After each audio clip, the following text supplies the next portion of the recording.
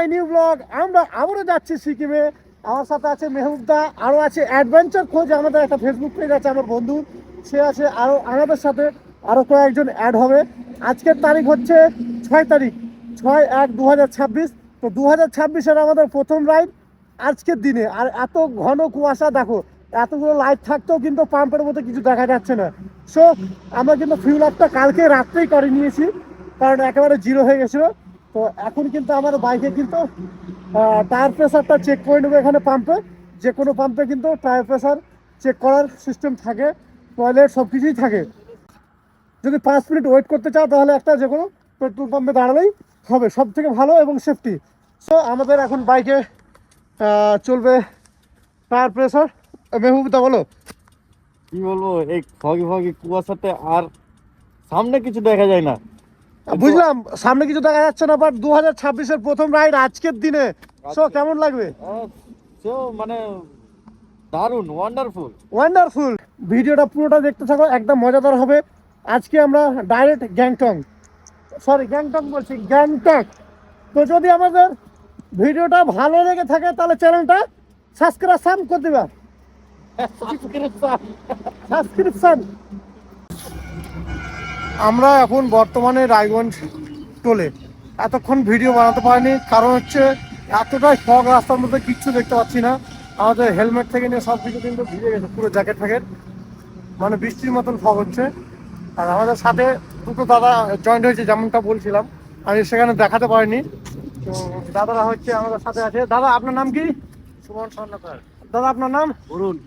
বরুণ। তো এই দাদারা আমাদের সাথে অ্যাড হয়েছে সেখান থেকেই, কিন্তু দেখাতে পারিনি কারণ এতটা ফগ যে কিছু দিচ্ছিল না। তো এখন সকাল প্রায় 6:30। তো আমরা বাকি ডিটেলস তোমাদের সাথে শেয়ার করতে থাকবো, আমরা কোথায় যাচ্ছি, কি খাচ্ছি। সো লেগে থাকো, টাটা। ও কি হচ্ছে? মিষ্টি মিষ্টি নাম। মিষ্টি মিষ্টি ডাব, কচি কচি ডাব।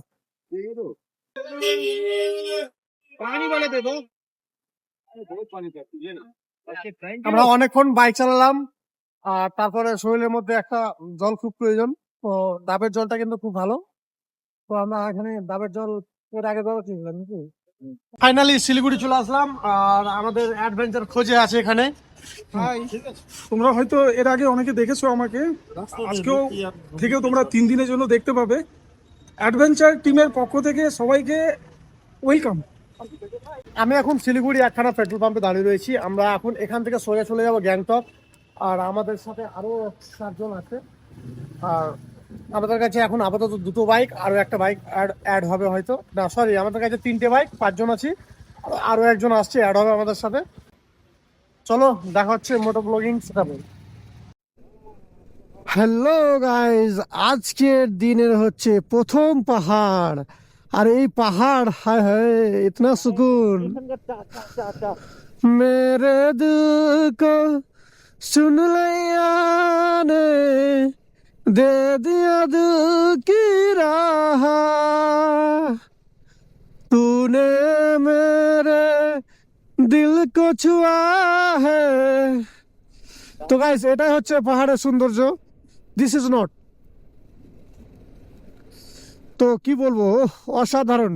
আর এই দৃশ্যটার জন্য, মানে এই দৃশ্যটা দেখার জন্য আসি। আর এই হচ্ছে দার্জিলিং এর কমলা লেবু, আলাদাই টেস্ট ভাই। তো কিছু জিনিস আছে আমাদের দার্জিলিংয়ে, আমাদের সিকিমে, মানে ধারণার বাইরে। আমাদের মালদা যেমন আম, এখানে দার্জিলিংয়ের চা। আর সেই চাটা আমরা খাবো একটুখানি পরেই, তারপরে যে ব্যাপারটা বুঝতে পারবে যে দার্জিলিংয়ের চা অল ফেমাস কেন।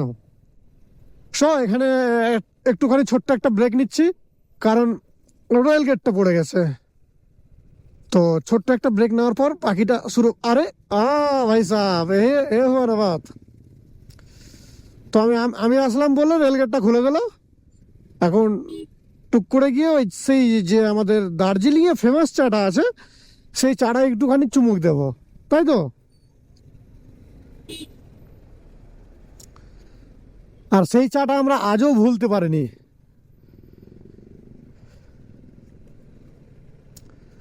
লোহাপুলের কাছে সেই দোকানটা রয়েছে, হ্যাঁ, সেখানে গিয়ে আমরা আগে চাটা ট্রাই করব। কারণ সেই চাটা আজও মুখে লেগে আছে আমাদের, যেদিন আমরা অ্যাডভেঞ্চার খোঁজে মানে রেয়ান্স আলী ওই দাদার সাথে আসি, আর সেই টাইমে আমরা সেই চাটা খেয়েছিলাম। আর পাহাড়, ও হো ইতনা সুকুন মেরে দিল কো,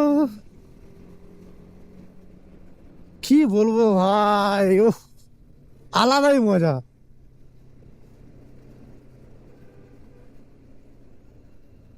তো গাইজ এই সেই চায়ের দোকান, এখানটায় সেই চায়ের দোকানটা আছে, আমি তোমাদের দেখাবো। জাস্ট একটুখানি গেলেই কিন্তু আমরা চায়ের দোকানটা পেয়ে যাব। তারপরে আমাদের দু চুমুক চায়ের চুমুকটা দিতে হবে আমাদেরকে। আর এখানে একটা ফেমাস মন্দির রয়েছে, এই মন্দিরটায় সবাই পুজো দিতে আসে। আর দেখি প্রতিদিনই একেবারে ভিড় থাকে, ঝাঁকাস ভিড়।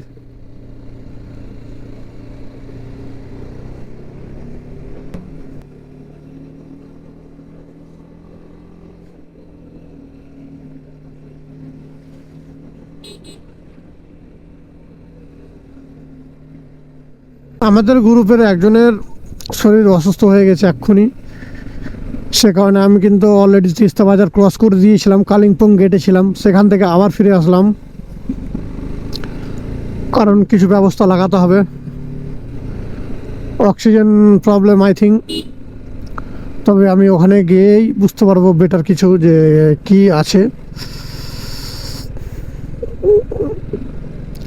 কল করো। ফাইনালি কিন্তু দাদাকে দেখতে পেয়ে গেছি, আর এখানটায় আমি গিয়ে এখন দাদার কি সমস্যা হয়েছে দেখি। দাদার মনে হয় অক্সিজেনের প্রবলেম হয়েছে, যেমনটা আমাদের ফোনে বললো, প্রচণ্ড শ্বাসকষ্ট হচ্ছে। আর উনি হচ্ছেন হার্টের পেশেন্ট, এই কারণে আরও সমস্যা হতে চলেছে উপরে উঠতে গিয়ে, একটু হাই অল্টিটিউডে। আর সেরকম তো এখনও যায়নি, তবুও দাদার হয়তো বেশি সমস্যা আছে। সো কপুর দাদাকে একটুখানি কপুর দিই, কারণ কপুর শুনলে অক্সিজেন লেভেলটা হাই হবে আর অক্সিজেন দিবে, তার সাথে একটু রেস্ট করলেই ঠিক হয়ে যাবে। সো আমি কপুরটা খুব খোঁজাখুঁজি করে দিলাম, কারণ ওই মুমেন্টে আমি কিছু বলতে পারিনি, জাস্ট রেকর্ডিংটা করেছি। কারণ একটা খারাপ দেখাই যে হয়তো ভিডিও রেকর্ডিং করছে, সে মুহূর্তে আমি খোঁজাখুঁজি করে কপুরটা আমি বের করে দিলাম ফট করে, কারণ আমার টপ বক্সের মধ্যে সব কিছুই আছে আর কি, ওষুধ থেকে নিয়ে কপুর থেকে নিয়ে সব কিছুই আছে। তো খোঁজাখুঁজি করার পর কপুরটা দাদাকে বের করে দিলাম। দেখছি যে সত্যিকারই দাদা খুব অসুস্থ হয়ে গেছে, একেবারে শ্বাসকষ্ট হাই লেভেলে উঠে গেছে। দাদাকে দেখো এখন অক্সিজেন দেওয়া হচ্ছে, কারণ অক্সিজেন ছাড়া দাদার হার্ট যে ব্লকেজ হয়েছিল সেই অপারেশনটা কিছুদিন আগেই হয়েছে। দাদা তবু এসছে, শকে এসেছিলো, অনেক শখ ছিল। তো সেই ক্ষেত্রে এখন দাদা একটুখানি কপুর শুনছে আর অক্সিজেন নিচ্ছে, কারণ দাদার আর মনে হয় না যে যাওয়া হবে, কারণ দাদা খুব অসুস্থ হয়ে পড়েছে। দেখা যাক কি হচ্ছে, দাদা আমাদের সাথে যেতে পারবে কি, বা আমরা নিয়ে যেতে পারবো কি না, সিচুয়েশন কি হচ্ছে আমরা এখনই দেখবো দাদার সাথে, বা দাদাকে ভালোভাবে ট্রিটমেন্ট করার চেষ্টা করব। বাকিটা তোমাদের সাথে শেয়ার করব নেক্সট ব্লগে। ব্লগ আর করছি না, এখান থেকে ইতি, টাটা, বাই বাই।